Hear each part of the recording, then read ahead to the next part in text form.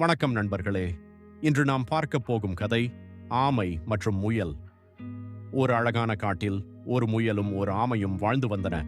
முயல் மிகவும் வேகமாக ஓடும், அதனால் அது எப்போதும் பெருமையாக பேசும்.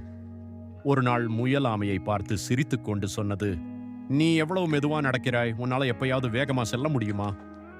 ஆமை அமைதியாக சிரித்தது. அது கோபப்படாமல் மெதுவாக சொன்னது, "நீ வேகமா இருக்கலாம், ஆனா நாம ஒரு போட்டி போட்டு பார்க்கலாமா?" முயல் சிரித்துக்கொண்டு உடனே ஒப்புக்கொண்டது. "நான் உன்னை ஈஸிலி ஜெயிச்சிடுவேன்" என்று பெருமையாக சொன்னது. அடுத்த நாள் போட்டி ஆரம்பமானது. காட்டில் உள்ள எல்லா விலங்குகளும் வந்து பார்த்தன.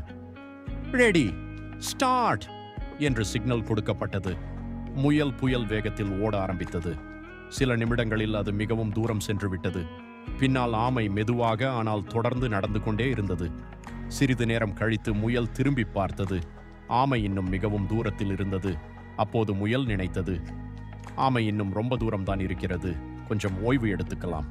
அது ஒரு மரத்தின் கீழ் படுத்து தூங்க ஆரம்பித்தது. ஆனால் ஆமை என்ன செய்தது தெரியுமா? அது ஒருபோதும் நின்றதில்லை. மெதுவாக மெதுவாக தொடர்ந்து நடந்து கொண்டே இருந்தது. நேரம் கடந்து போனது. ஆமை மெதுவாக முயலை கடந்து சென்றது. இன்னும் முயல் தூங்கிக் கொண்டே இருந்தது. சில நேரம் கழித்து முயல் விழித்தது. அது பதறி எழுந்து ஓட ஆரம்பித்தது. ஆனால் அது மிகவும் தாமதமாகிவிட்டது. ஆமை ஏற்கனவே இலக்கை அடைந்து வெற்றி பெற்றுவிட்டது. முயல் வெட்கப்பட்டு தலை குனிந்தது. அது தன் தவறை புரிந்து கொண்டது.